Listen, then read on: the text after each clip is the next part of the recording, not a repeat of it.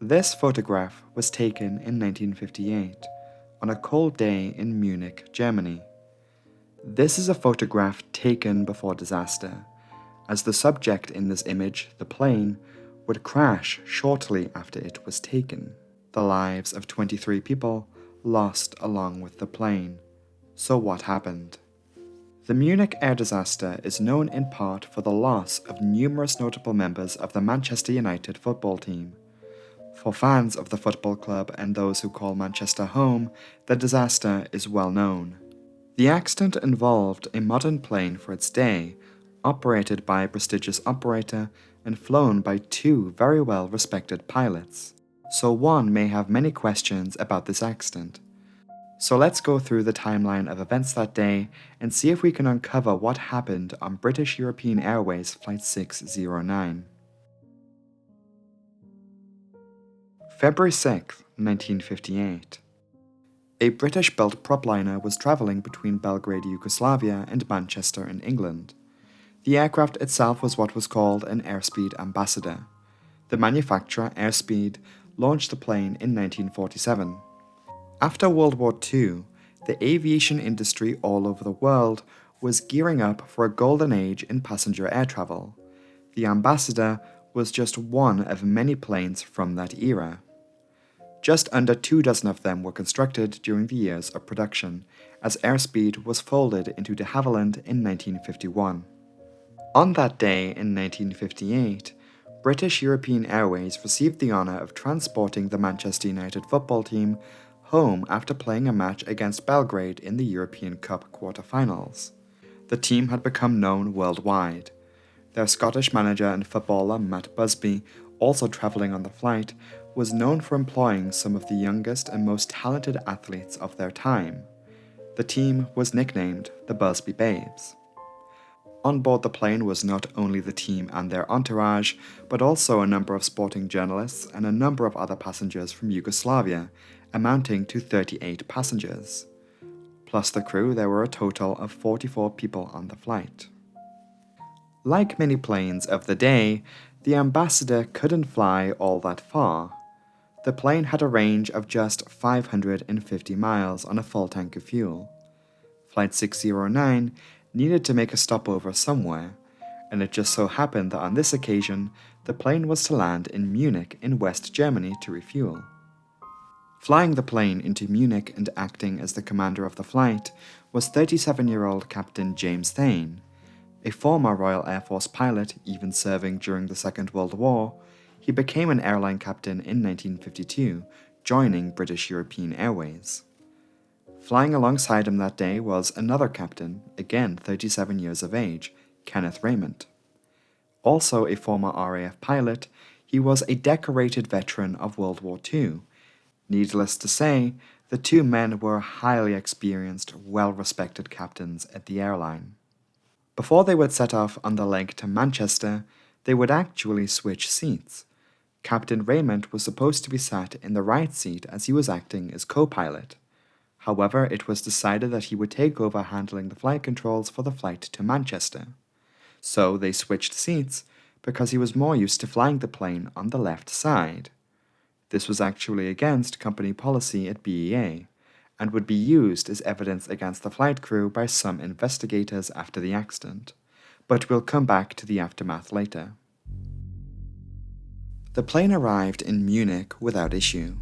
In the cold winter weather conditions, the plane sat on the apron in temperatures hovering around 0 degrees Celsius. Hazards around ice in aviation were known at the time. Eyewitnesses at the airport that day, including air traffic controllers, did note that the plane probably did not require de-icing. Captain Thane, after performing the walk-around, noted the snow was thawing on the wings, and even made sure to engage the plane's own wing anti-ice before even arriving in Munich. At 2:20 in the afternoon, British European Airways Flight 609 was ready to head back out again once all the passengers were secured on board. The plane taxied to the far east side of the airport, and the pilots positioned the plane on runway 25 for a departure to the west. At 2:30, the plane was cleared for takeoff. When discussing BEA 609, it needs to be said that the accident plane rejected takeoff twice. As the plane was accelerating before it reached takeoff or even V1 speed, the piston engine on the left side over-accelerated, known as a boost, resulting in abnormal performance. The boost surge was apparently common at airports with higher elevation, especially with aircraft that used this particular power plant engine. The pilots aborted the first takeoff, and the plane came to a halt on the runway. From there, they retaxied into position to reattempt the takeoff. Again, the boosting occurred a second time. The pilots abandoned and then postponed the takeoff. Despite the abnormal behavior of the plane and its engines, this didn't really have much to do in the way of a leading cause of the disaster that would follow, but it would play a minor role in the contribution. We'll get back to that in a moment. Following the second attempt at takeoff, which was aborted, the pilots returned to the apron and the passengers disembarked until the aircraft was checked out. During this additional time on the ground, it began snowing, and a negligible layer of snow and ice accumulated on the plane's top surfaces. However, let's take the time right now to turn our attention away from the plane and to look a bit more closely at Munich Airport. First off, the airport that served Munich back then no longer exists.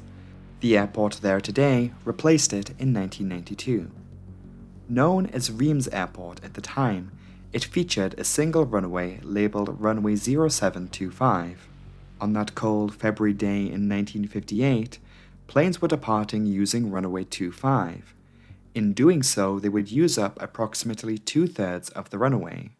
The far west side of the runway would remain largely unused, allowing for a buildup of snow, then slush, to accumulate on the western side of the airport. The runway in aviation terms was contaminated. It was this slush that would play the largest role in the disaster. For you see, whereas in normal circumstances, should the plane have performed normally, the airspeed ambassador would have lifted off the runway before reaching this slushy, unused region of the runway, just like how numerous other planes did that day. However, following input from an engineer, the pilots would need to increase their takeoff run to mitigate any problems from the boosting engine by reducing the throttle controls. The problem was that the pilots didn't know how bad the runway contamination was. Evidently, neither did the airport. At just before 3 in the afternoon, preparations were made for the plane to head back out to the runway. Taxiing back down to runway 25, the plane was positioned on the runway at just after 3 in the afternoon. With clearance given, the pilots powered up the ambassador's engines, and the plane began rolling down the runway for a third time. Upon reaching 85 knots, the aforementioned boosting occurred again. The throttle controls were pulled back and reapplied to the takeoff power as suggested by the engineer. This slowed the acceleration of the plane, extending its takeoff run. Flight 609 accelerated past the V1 speed. The rotation speed was 119 knots. However, the plane would only ever gain a top speed of 117 knots. The plane reached that speed, and as it did so, it entered the slushy end of the runway. Try to imagine yourself what happened in this moment. If you have ever driven a car through a puddle, you can feel and imagine that drag on your vehicle. As the plane entered the water and snow slush mixture, it too experienced substantial drag, decelerating the plane down before it could even reach its takeoff speed. The pilots ran out of runway. The aircraft crashed through the airport boundaries, traveled over the ground, and crossed a road. A house belonging to a family of 6 laid in the path of the ill-fated aircraft. The left wing impacted the house. Following the initial impact with the building, the aircraft crashed to a halt and exploded. 44 people were on board Flight 609. 21 were killed when the plane crashed. Among the dead was half of the Manchester United football team. The occupants of the impacted house had escaped as their home was consumed in flames. Both pilots had survived the crash. Commander of the flight, James Thane, was able to escape the aircraft, whereas co-pilot Captain Kenneth Raymond required rescuing. As mentioned, he was sat in the left seat, which had been severely crumpled in the crash. He was pulled from the wreckage alive, but was hospitalized immediately. Another severely injured passenger was 21-year-old Duncan Edwards, one of Manchester United's star players. He spent just over 2 weeks in hospital before he passed away, raising the death toll to 22. That number would rise again to 23 as co-pilot Kenneth Raymond died 1 week later. The actions of goalkeeper Harry Gregg certainly shouldn't go amiss. He helped rescue numerous passengers from the wreckage, including a number of his teammates and a 2-year-old Yugoslav girl, alongside assisting his injured manager Matt Busby, who also survived the crash. The aftermath of what was dubbed the Munich Air Disaster turned out to be rather controversial in hindsight. A German investigation pinned the blame of the accident squarely on Captain James Thane. The first investigation concluded that ice had built up on the wings, hindering the aircraft's performance. Information surrounding slush on the runway was largely disregarded. This photograph was used against Captain Thane, as apparently it depicted a large accumulation of snow on the wings that could have resulted in a thick enough layer of ice to prevent the plane from taking off. Further analysis of the original film negative that would come later revealed that the white area on the plane was just reflective artifacts of the plane's reflective surface. One thing that couldn't be explained by the icy wing story was the undeniable loss of speed. Thane was accused of not de-icing the plane before takeoff, whereas most other planes that day did. The German investigation would insist the cause of the accident was a layer of ice on the wings. Ice was found on the wings after the crash, and they assumed that it accumulated before the crash, because there was no ice found where the engines are located. In theory, the ice located here would have broken and blown away. Though many, including Captain Thane, had questions about the investigation's findings, their conclusion was enough for journalists to run with a story. Media sensationalizing both in Germany and in the United Kingdom effectively scapegoated Captain Thane for causing the accident and the loss of Manchester United's star players. Captain James Thane was fired from British European Airways. However, our surviving captain had his supporters. It would take more than 10 years for Thane to clear his name, but he had the backing of numerous eyewitnesses at the airport, first responders, survivors of the crash, and possibly above all, the support of his wife. Ruby Thane was a professional chemist. After running a number of experiments, she proposed a compelling theory, that the ice that was found on the wings at the crash site was a result of the fire extinguishing fluid that was used on the plane freezing on the aircraft's surface, suggesting that the ice accumulation on the wings occurred after the accident. To add to the slush evidence, it had been revealed that there had been previous incidents involving slush, primarily originating from a particular country all too well acquainted in the expertise of snow, ice, and slush: Canada. A Canadian airline had published a notice to other air carriers warning that even just a small amount of slush amounting to just a few centimeters was enough to cause significant deceleration of an aircraft. Support for Captain Thane began to grow, even to the point that Prime Minister Harold Wilson publicly announced that he too believed that Thane was falsely framed for the disaster. A new investigation was opened and all evidence was laid out. Ice on the wings was not the cause of the disaster. Even if the ice that was found on the wings was there before the takeoff roll began, it was not enough to affect the plane's performance to the extent as suggested by the initial investigation. Captain Thane was cleared, but he never flew again. Hello everyone, thank you so much for watching this video.